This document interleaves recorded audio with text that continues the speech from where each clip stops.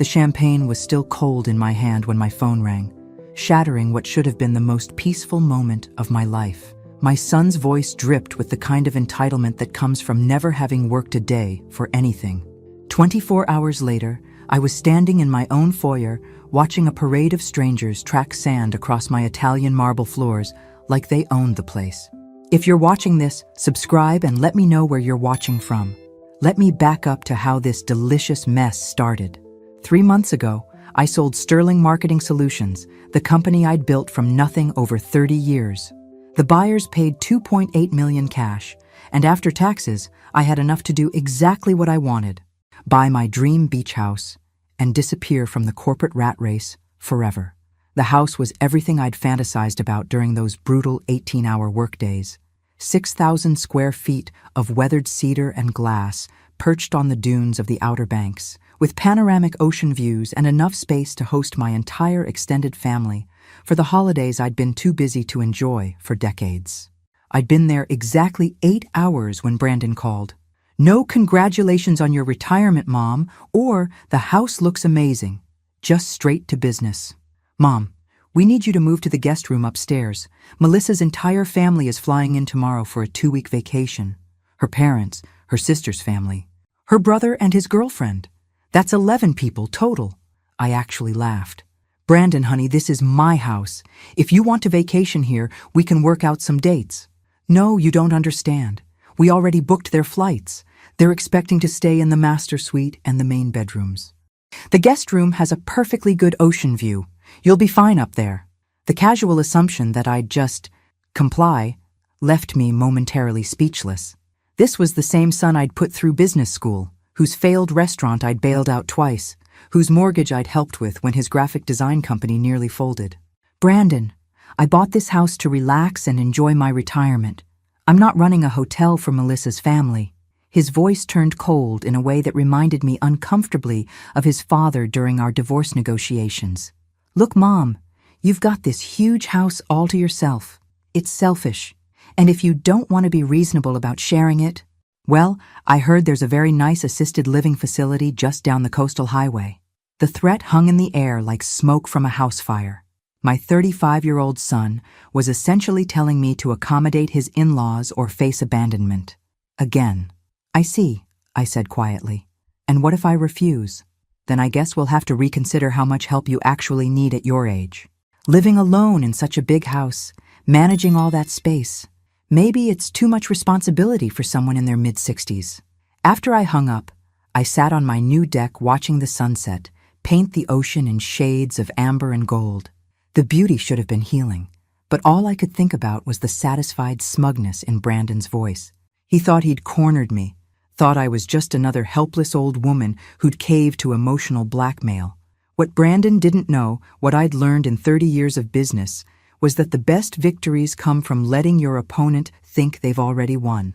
The next morning, I started preparing for their arrival, but not in the way they expected. I woke up to the sound of car doors slamming and voices carrying across the morning air.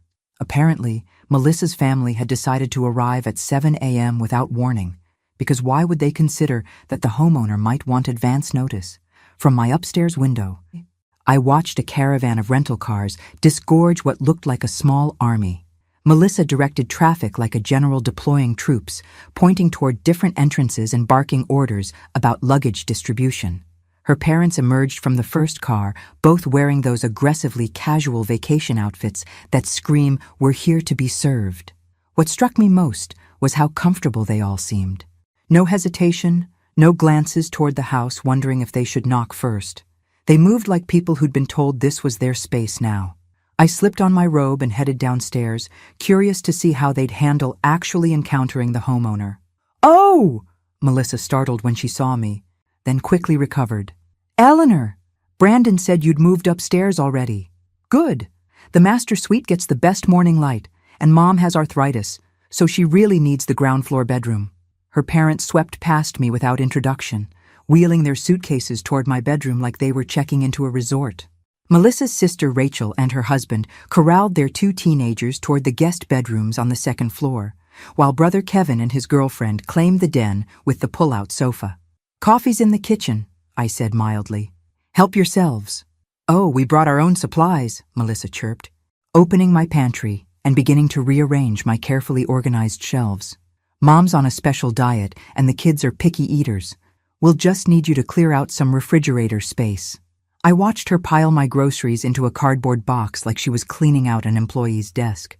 The audacity was almost impressive. Almost. Where would you like me to put these? I asked, holding up my displaced food. The garage refrigerator should be fine. Brandon said you had one out there. Of course, Brandon had given them a complete inventory of my property. I wondered what else he'd shared during their planning sessions. By noon, my house had been completely transformed. Pool toys littered the deck, wet towels draped over my antique furniture, and the kitchen looked like a hurricane had hit it. Melissa's mother held court at my dining table, complaining loudly about the water pressure in her shower while her husband critiqued my cable channel selection. "Eleanor," Melissa's father called out, "we're going to need the Wi-Fi password. And do you have any of those little drink umbrellas? The kids are making tropical smoothies." The casual expectation that I'd serve as their personal concierge was breathtaking. But I just smiled and provided the password, then excused myself to the garage, where I spent the afternoon making phone calls that would change everything. The first call was to my attorney, Sarah Chen, who'd handled the house purchase. "Sarah, I need you to pull the deed on the Outer Banks property. Specifically, I need to confirm the exact legal ownership structure." The second call was to my accountant, who'd structured the house purchase for optimal tax benefits. "Jim, remember how we set up the beach house purchase? Walk me through the ownership details again." The third call was to a local investigator I'd used during some messy corporate acquisitions. "Mike, I need a background check run on some house guests. Full financial workup, employment history, social media deep dive. Yes, I'll pay your rush fee." By dinner time, while Melissa's clan devoured steaks they'd helped themselves to from my freezer, I had all the information I needed. But I wasn't ready to play my cards yet. Better to let them get truly comfortable first. That night, as I lay in the small guest room listening to 11 people enjoy my house below me, I smiled in the darkness. Tomorrow would bring the first surprise. I woke up to find my coffee maker occupied by a line of Melissa's relatives, treating my kitchen like a hotel breakfast buffet. Her mother, Patricia, had taken over my entire counter space to prepare what appeared to be a gluten-free, dairy-free, joy-free feast for her various dietary restrictions. "Oh, Eleanor," she said without looking up, "we're going to need you to run to the store. Kevin's girlfriend is lactose intolerant, and Rachel's youngest is allergic to literally everything." I made a list. She handed me a 3-page shopping list written in the demanding scrawl of someone accustomed to being obeyed. Items like organic coconut milk, the expensive kind, not that watery stuff, and gluten-free bread that doesn't taste like cardboard, good luck, were highlighted in different colors according to urgency. The casual assumption that I'd become their unpaid grocery service was remarkable even by my family's standards. But instead of arguing, I took the list and headed for town. What they didn't know was that I had my own errands to run. My first stop was the hardware store, where I purchased several items that would prove useful later. Next, I visited the local phone company to discuss some changes to my service plan. Then a quick trip to my bank, where I had a fascinating conversation with the manager about account security features. By the time I returned with their groceries, Melissa's crew had made themselves even more at home. Kevin had rearranged my living room furniture to optimize TV viewing, while Rachel's kids had discovered my art supplies and were creating masterpieces on my dining room walls. "Oh, good. You're back," Melissa said, not bothering to help with the bags. "We're planning a big barbecue tomorrow night. About 30 people. Brandon's friends, some locals we've met, a few business contacts. You'll need to get steaks, hamburgers, hot dogs, all the sides. I sent you a text with the details. 30 people. In my house. Without my permission." "That sounds like quite a party," I said evenly. "It's going to be amazing. We're really going to put this place on the map. Brandon said you never entertained much, so it's probably good to get some real use out of this kitchen." I noticed she'd already started moving my personal items out of the common areas. Family photos, my books, even my mother's antique vase had been temporarily relocated to make room for their vacation aesthetic. That evening, while they planned their party from my deck chairs, I made another round of phone calls from the garage, this time to some old business contacts who owed me favors. big favors. Tom, it's Eleanor Sterling. Yes, I know I'm retired, but I need a small favor. How quickly can your catering company handle a last-minute event? 30 people, tomorrow night. Money's no object, but there's a catch. The next morning brought a flurry of activity as Melissa's family prepared for their grand party. They'd invited half the beach community, promising premium steaks and top-shelf liquor in my house. Patricia spent the morning criticizing my kitchen organization while simultaneously taking over every surface for party prep. Around noon, I heard Brandon's voice from the driveway and went to the window. He'd arrived with even more guests, college friends who'd apparently been promised a weekend at the family beach house.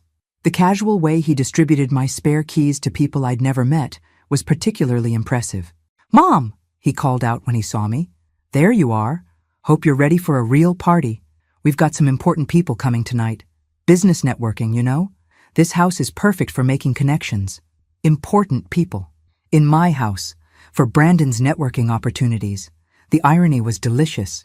I spent the afternoon on the deck, reading and watching their preparations with the detached interest of an anthropologist studying a primitive tribe.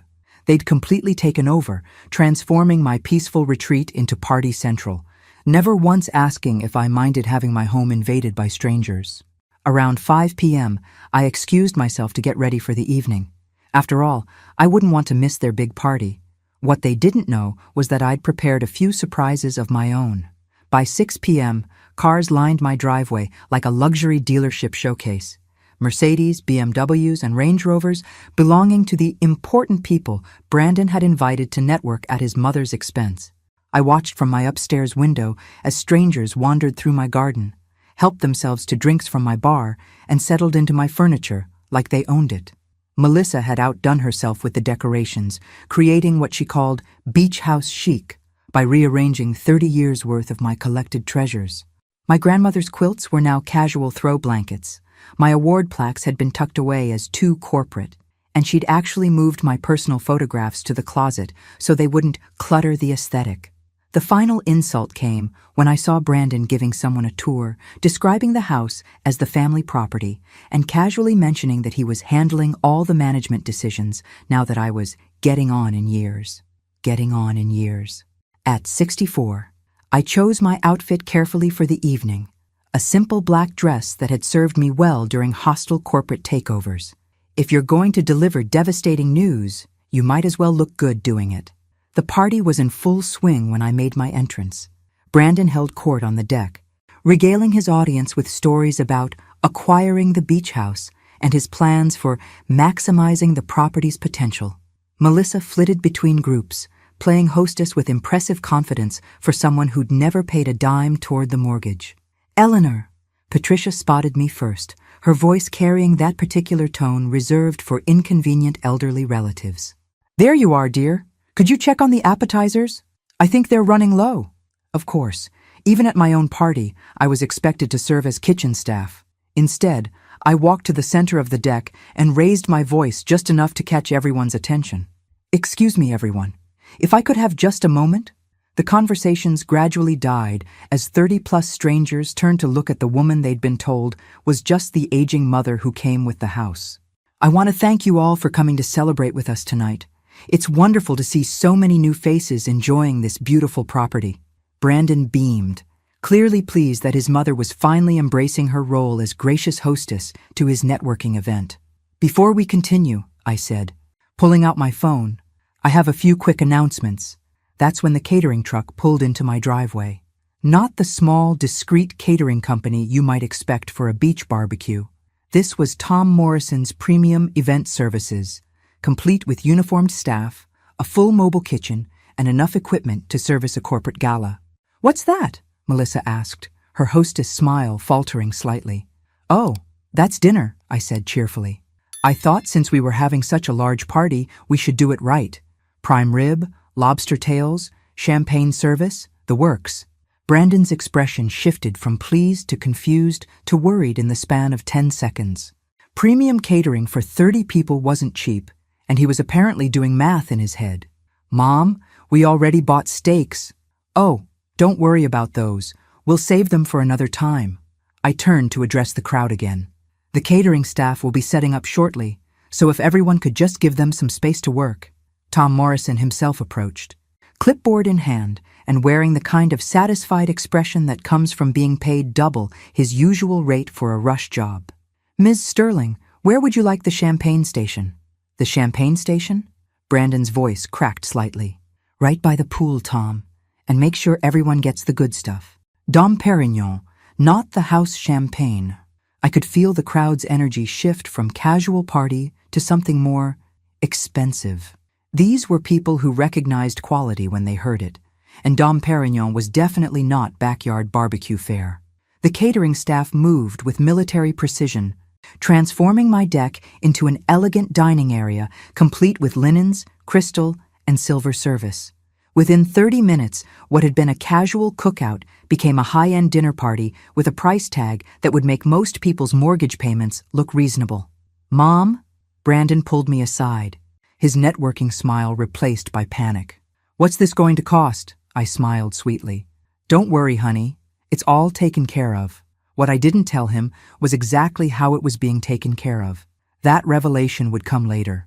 For now, I was content to watch 30 strangers enjoy a $15,000 dinner party while my son slowly realized he might not be as in control of the situation as he'd thought.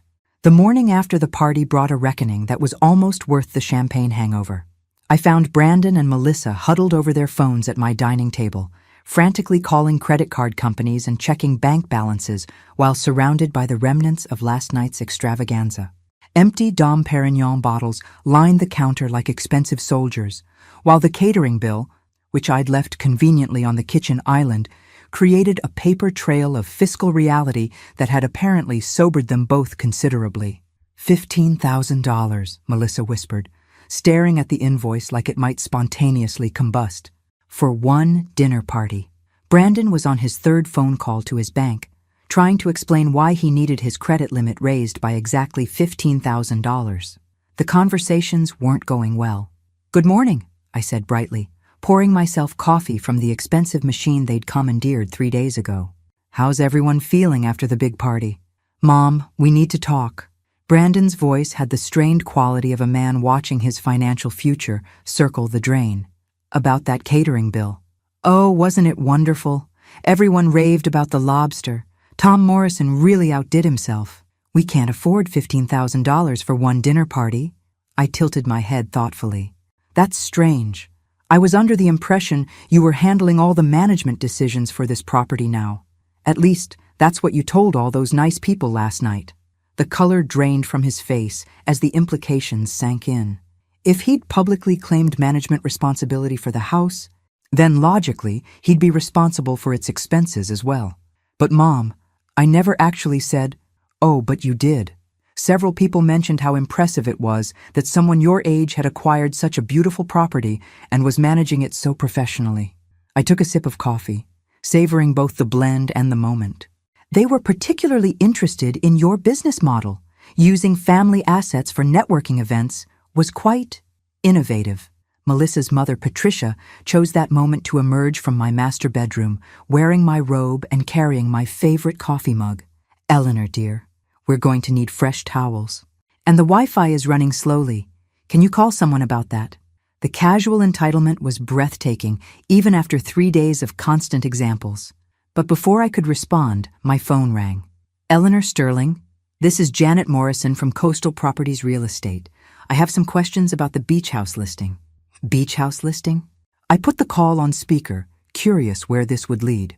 I'm sorry, Mrs. Morrison, but I haven't listed any property for sale. Oh, that's odd. We received an inquiry yesterday from a Brandon Sterling claiming to represent the owner for a potential sale. He provided detailed information about the property and mentioned he was authorized to handle all real estate decisions. The silence that followed was so complete I could hear the ocean waves through the open windows. Brandon's face had gone from worried to pure panic, while Melissa stared at him like he'd suddenly sprouted a second head. I see, I said calmly. Well, Mr. Sterling is not authorized to represent me in any real estate matters. If someone has been providing information about my property without permission, that's quite concerning. Should I file a report with the local authorities? Impersonating a property owner is a serious matter. Brandon was making frantic no gestures. but I pretended not to notice. Let me think about that and get back to you, Mrs. Morrison. Thank you for calling. After I hung up, the silence stretched until Patricia, oblivious to the tension, piped up again. Eleanor, about those towels. Get out. The words came out quiet, but clear as crystal. Excuse me? I said get out, all of you. Pack your things and leave my house. Brandon found his voice. Mom, you can't be serious. We're family. Family doesn't impersonate each other to real estate agents. Family doesn't throw $15,000 parties on someone else's credit. And family certainly doesn't threaten nursing homes when they don't get their way. I walked to the front door and held it open. You have 2 hours to collect your belongings and leave. If you're not gone by then, I'll be calling both the police and Mrs. Morrison back to file those reports. What happened next would teach them more about family than they'd apparently learned in their entire lives. The exodus began immediately, but not in the organized fashion you might expect from people who'd spent 4 days treating my home like their personal resort. Instead, it devolved into a chaotic scramble of accusations, blame-shifting, and desperate negotiations that would have been comical if it weren't so pathetic. Patricia emerged from my master bedroom, dragging her suitcase and muttering about ungrateful hosts and false advertising. Kevin's girlfriend loudly complained about having to cut their vacation short because of my unreasonable demands. Rachel's teenagers actually seemed relieved. Apparently, sharing space with so many adults hadn't been their idea of a good time either. But it was Brandon's reaction that surprised me most. Instead of apologizing or attempting to make amends, he doubled down on his entitlement. You're making a huge mistake, Mom. Do you know who some of those people were last night?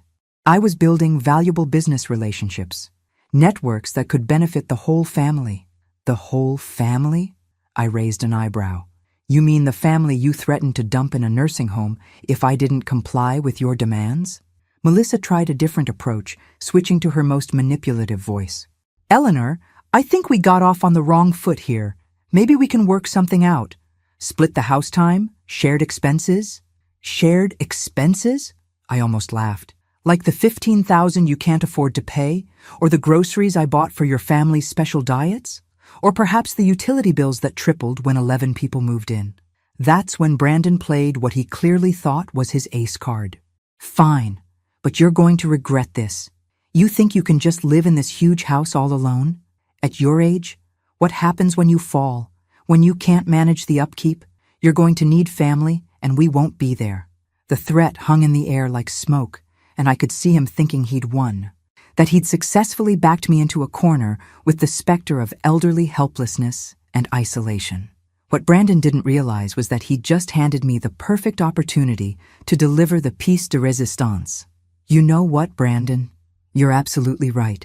I can't manage this house alone. It's far too much responsibility for someone my age. His expression shifted to smug satisfaction. So you'll reconsider, which is why I sold it. The words dropped like a bomb in the sudden silence. Brandon's mouth actually fell open, while Melissa froze halfway through folding a beach towel. What do you mean sold it? Patricia demanded. I walked to my desk and retrieved a folder I'd been keeping for just this moment. I sold it. Yesterday morning, as a matter of fact. All cash offer, quick closing. Very convenient timing. But you can't have sold it. We're staying here. We have plans. Had plans, I corrected gently. The new owners take possession next week. Professional property managers from Chicago. Lovely people. They plan to rent it out to carefully screened families who appreciate peace and quiet. Of course, this wasn't entirely true. What I'd actually done was transfer the property into an LLC I controlled, with management handled by a company that specialized in high-end vacation rentals. But the effect was the same. Brandon and his entitled family were no longer welcome, and there was nothing they could do about it. You can't do this! Brandon's voice cracked with desperation. This is our family home. No! Brandon, this was my retirement home. The home you told me I was too old to manage alone. The home you threatened to take away from me if I didn't submit to your demands. I closed the folder with a satisfying snap. You were right about one thing, though. I do need family I can count on. I just realized you're not it. The final 20 minutes of their departure played out in a blur of slamming car doors and muttered threats about lawyers and family loyalty. But as the last rental car disappeared down my driveway, something interesting happened. My phone rang. "Ms. Sterling, this is David Chen from Outer Banks Property Management. We wanted to confirm that the Sterling Beach House is ready for its first rental guests. They arrive tomorrow for a 2-week stay. Payment has been received in full." I smiled, looking out at the ocean that was mine to enjoy again. "Yes, Mr. Chen. Everything's ready. I think you'll find our guests will be much more appreciative than the last group. After all, the best revenge isn't just success, it's profitable success." But this story was far from over. In fact, the real surprises were just beginning. The new renters arrived exactly as scheduled. The Patterson family from Richmond, a soft-spoken couple with 2 well-behaved teenage daughters who spent their first hour apologizing for disturbing me and asking permission to use the pool. The contrast with my recent house guests was so stark, it would have been funny if it weren't so refreshing. "Mrs. Sterling," Mrs. Patterson said carefully, "we want to make sure we're not imposing. The property management company said you live on site." "I have a small apartment above the garage," I lied smoothly. What they didn't need to know was that I'd simply moved back into my master bedroom the moment Brandon's convoy disappeared. "Please, treat the house as your own. That's what you're paying for." The rental income was substantial, $8,000 for 2 weeks, with bookings solid through the summer season. Not only had I reclaimed my peace, but I'd turned my forced hospitality into a profitable business venture. Sometimes the universe has a delicious sense of irony. My quiet morning coffee ritual was interrupted by the doorbell. Through the peephole, I could see a woman in an expensive suit holding what appeared to be legal documents.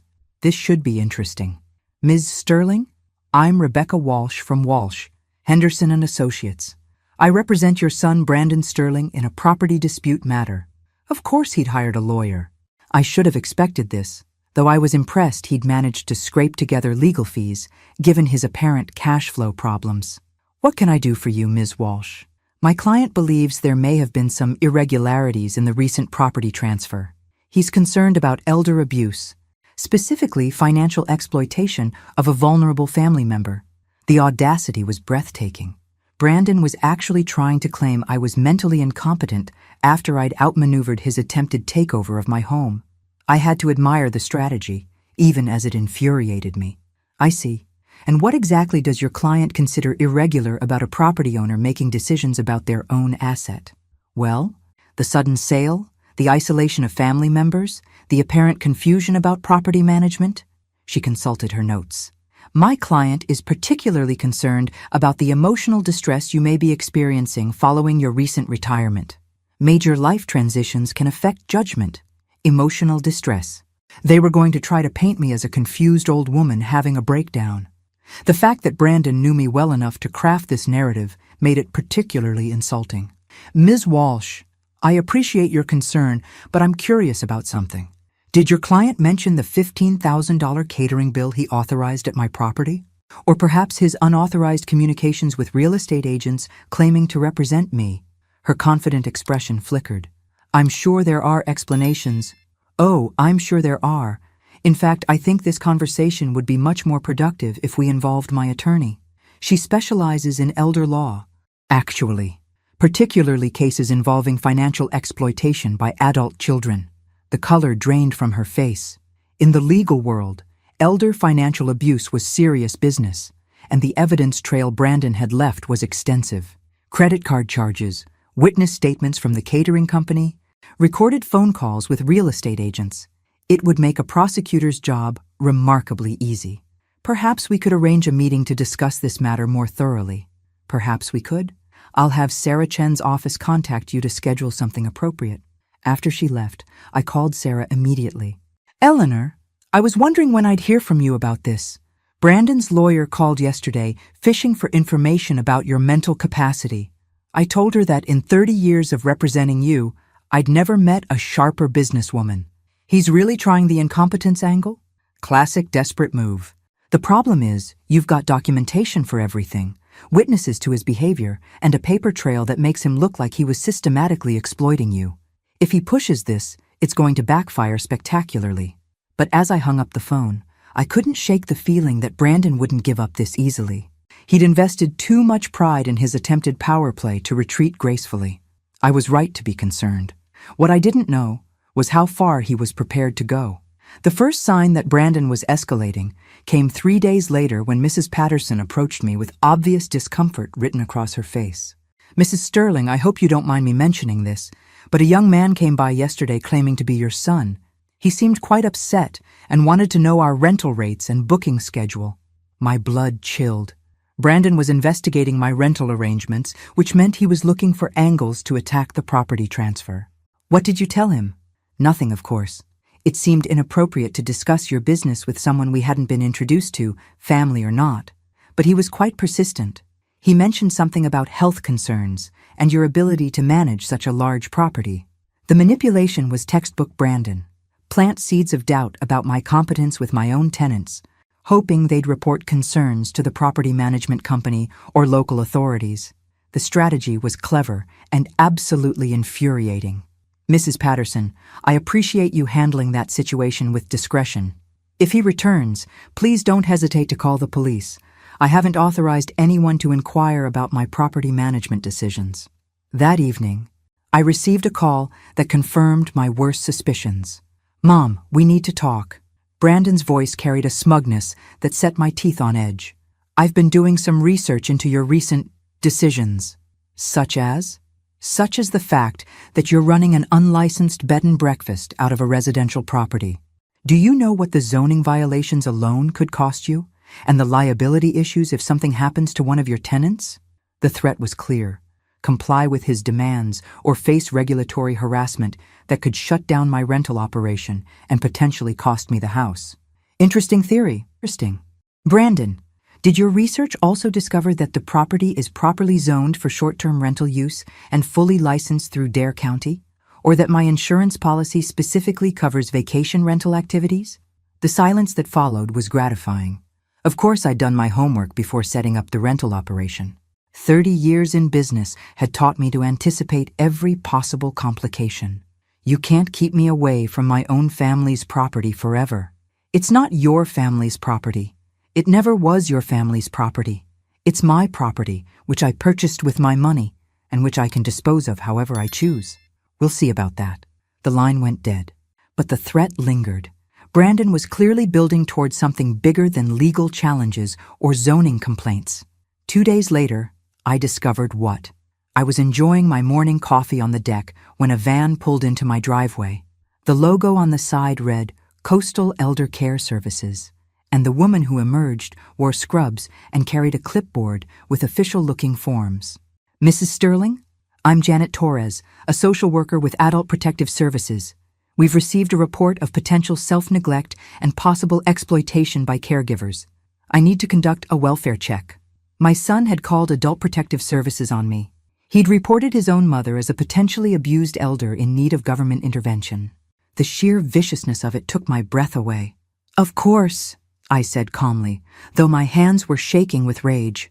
"Please come in. I assume you'll want to see the living conditions and speak with me privately?" The inspection that followed was thorough and professional. Janet checked my refrigerator for adequate food, examined my medications for proper storage and dosing, assessed my personal hygiene and mental state, and reviewed my financial arrangements to ensure I wasn't being exploited.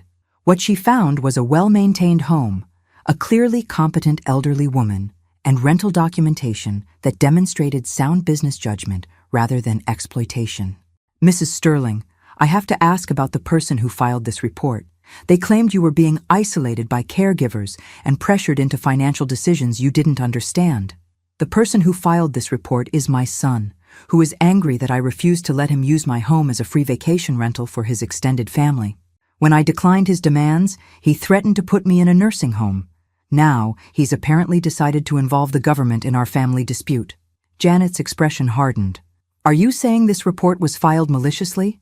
"I'm saying this report was filed by someone who has repeatedly demonstrated that he views my independence as an inconvenience to be eliminated." After Janet left with assurances that the case would be closed as unfounded, I sat on my deck watching the Patterson family enjoy their peaceful vacation and realized that Brandon had crossed a line that couldn't be uncrossed. It was time to stop playing defense and start playing offense. The counteroffensive began with a single phone call to Mike Santos, the private investigator I'd used for corporate due diligence. If Brandon wanted to play hardball with government agencies and legal threats, I'd give him a lesson in why you never go to war with someone who has better resources and fewer scruples. Mike, remember that background check you ran on my house guests? I need you to go deeper. Full financial forensics, employment verification, legal history, everything. How deep are we talking, Eleanor? I want to know what they had for breakfast last Tuesday. These people have declared war on my independence, and I intend to win it decisively. The results arrived 2 days later in a thick manila envelope that revealed more than I'd bargained for.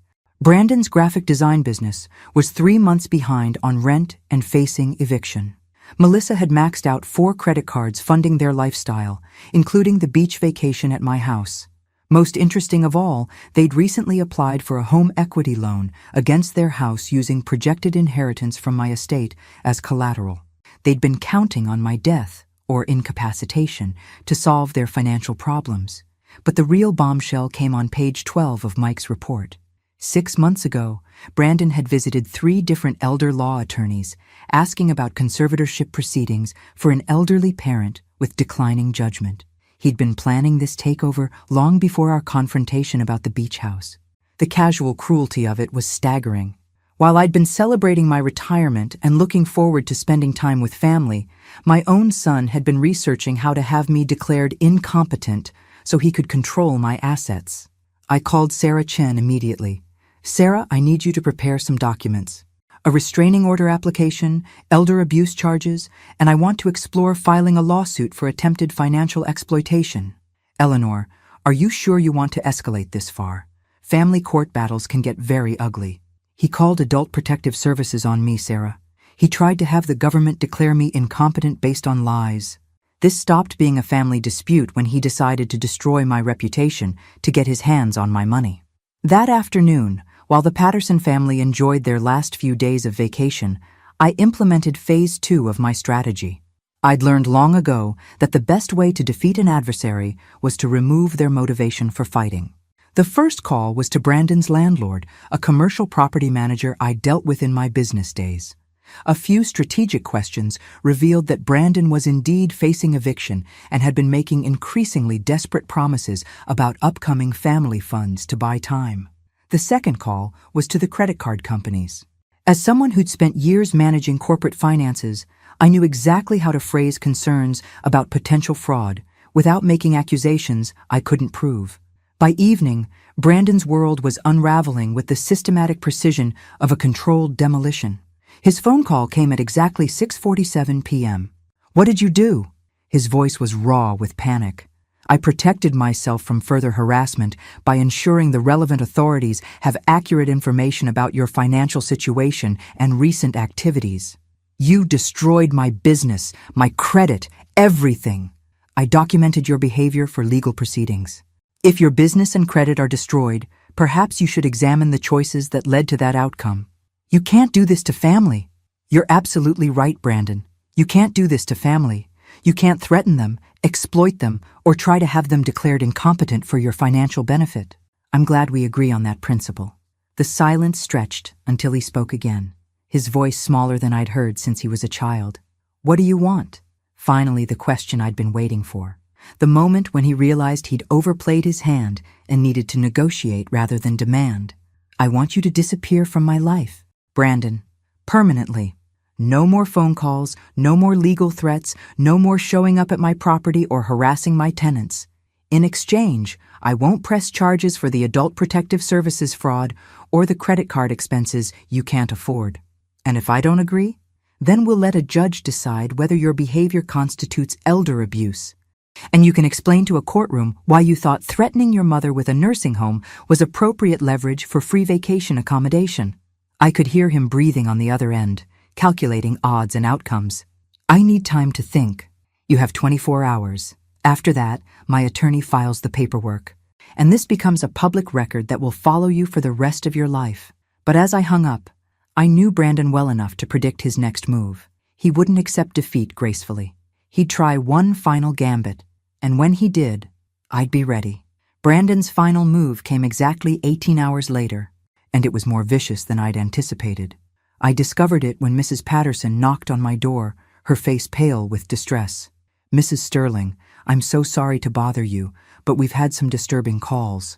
Someone claiming to be your son has been contacting our employers, our neighbors, even our children's schools. He's telling people we're staying in an unsafe situation with an unstable elderly woman." The strategic brilliance of it was infuriating.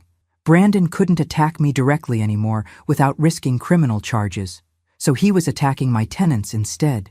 If he could convince them to leave and spread word that my property was somehow dangerous, he could destroy my rental business and force me into the financial dependence he'd originally planned. What exactly is he telling people?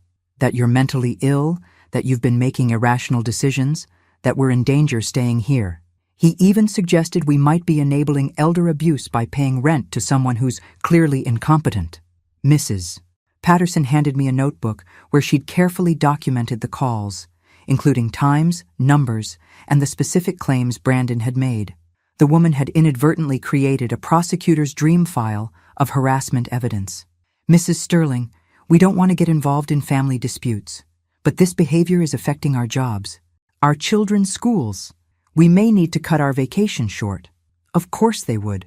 Brandon had calculated that normal people wouldn't tolerate having their lives disrupted by someone else's family drama. He was counting on them fleeing, leaving me isolated and financially damaged. But Brandon had made one crucial miscalculation. He'd assumed I would react like a victim, instead of like the businesswoman who'd spent 30 years outmaneuvering corporate predators. I called Mike Santos first. "Mike, I need immediate documentation of harassment activities, phone records, social media posts, anything that shows a pattern of malicious conduct. I also need you to prepare a comprehensive report on the subject's financial motivations for this behavior." Next, I called Sarah Chen. "Sarah, file everything. Restraining order, elder abuse charges, harassment charges, and I want to explore both criminal and civil remedies. This ends now." But the call I was most looking forward to was the third one. "Brandon, we need to meet, in person, today. Mom, I think we should both cool down. We're meeting today or tomorrow. You're explaining to a judge why you've been harassing innocent families and interfering with legitimate business operations. Your choice." 2 hours later, Brandon sat across from me in the law offices of Sarah Chen, looking like a man who'd finally realized he was drowning. Gone was the smug confidence of the son who'd threatened me with nursing homes. This was a frightened, desperate person who'd gambled everything on a power play that had backfired catastrophically. "Before we begin," Sarah said, spreading documents across the conference table, "I want to make sure everyone understands the legal exposure we're discussing here." The papers painted a damning picture. Documentation of financial exploitation attempts, evidence of harassment, records of false reports to government agencies, witness statements from multiple parties. Any prosecutor would salivate over a case this well documented. "Brandon," I said quietly, "I want you to understand something. 6 months ago, when you started researching conservatorship proceedings, you made a choice. You decided to treat your mother as an obstacle rather than as family. Everything that's happened since then has been the consequence of that choice." His face went white. "How did you—" "I know about the attorney consultations. I know about using my projected inheritance as collateral for loans you can't afford. I know about all of it." Sarah slid another document across the table. "This is a comprehensive financial audit of your family's situation over the past year. The pattern of expenditures, the assumption of inheritance, the timing of your mother's property conflicts, it tells a very clear story about motive." Brandon stared at the papers like they were a death sentence. In many ways, they were. "What do you want?" he whispered. I leaned forward, meeting his eyes for the first time in months. "I want the truth, Brandon. All of it. When did you start planning to take control of my finances? When did you decide I was more valuable to you incapacitated than independent? And most importantly, did you ever love me as a mother, or have I always just been a retirement plan to you?" The silence that followed would determine whether my son and I had any relationship worth saving. His answer would change everything. Brandon's hands shook as he reached for the water glass Sarah had placed in front of him. When he finally spoke, his voice was barely audible. It started after Dad died. My ex-husband had passed 3 years earlier from a sudden heart attack, leaving Brandon his sole male role model, and apparently some twisted ideas about family responsibility. Dad always said you were too independent for your own good, that women your age needed guidance, structure. When he died, he made me promise to take care of you when the time came. The words hit like physical blows. Harold, my controlling ex-husband, had been manipulating our son from beyond the grave. When you sold the company for all that money, I panicked. I thought you'd make stupid decisions, get taken advantage of. The beach house seemed like such a waste. All that space for one person. So you decided to take over. I decided to provide guidance. His voice cracked with desperation. Just like Dad said I should. But you wouldn't listen. You acted like I was trying to steal from you instead of protect you. Sarah's expression remained professionally neutral, but I could see the disgust in her eyes. She'd seen this pattern before. Adult children who convinced themselves that exploitation was protection. Brandon, when did protecting me become taking over my house and threatening me with nursing homes? When you wouldn't be reasonable. The mask slipped completely now, revealing the entitled anger underneath. You had this huge house you didn't need, money you couldn't possibly spend, and you were just wasting it, sitting there alone instead of sharing with family. Sharing with family? Or providing free vacation accommodation for your in-laws while you used my property for business networking. He flinched but pressed on. Everything I did was for the family. The connections I was making, the business opportunities, that would have benefited everyone eventually. Including the part where you researched having me declared incompetent? The question hung in the air like a death sentence. Brandon's face cycled through denial, defiance, and finally, defeated acceptance. The lawyers said it was the only way to protect you from yourself, that someone your age shouldn't be making major financial decisions alone. Sarah leaned forward.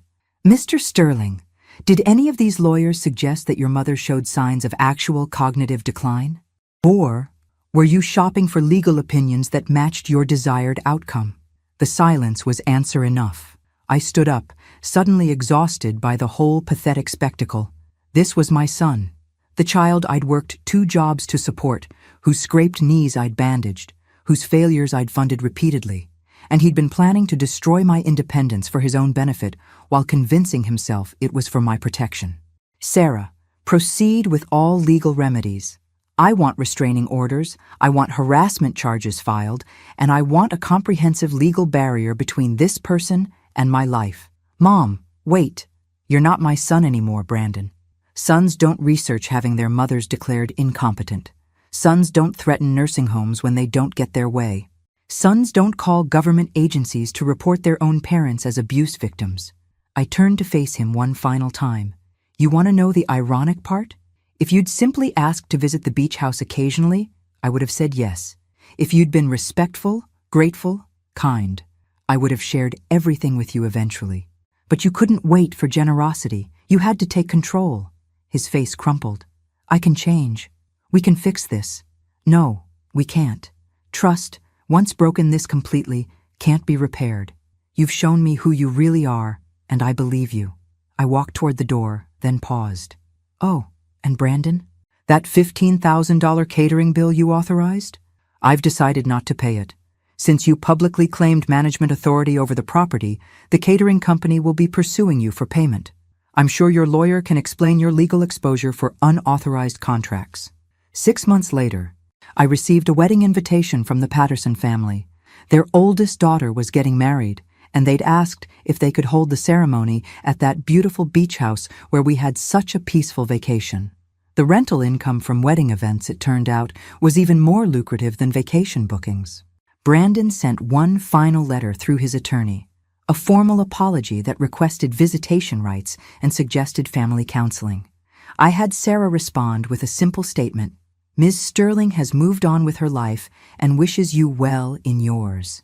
Because that's exactly what I'd done. I'd moved on to a life where my independence was respected. My decisions were my own, and family meant people who loved me rather than people who wanted to control me. Some days, Sitting on my deck, watching the sunrise over the Atlantic, I felt a twinge of sadness for the son I'd lost.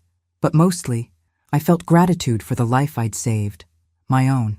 The beach house became everything I dreamed it would be. A place of peace, beauty, and genuine hospitality. Just not for the family I'd originally intended to share it with. Sometimes the best family is the one you choose rather than the one you're born with. And sometimes the greatest act of love is refusing to enable someone else's worst impulses, even when that someone is your own child. Especially when that someone is your own child. Thanks for listening. Don't forget to subscribe and feel free to share your story in the comments. Your voice matters.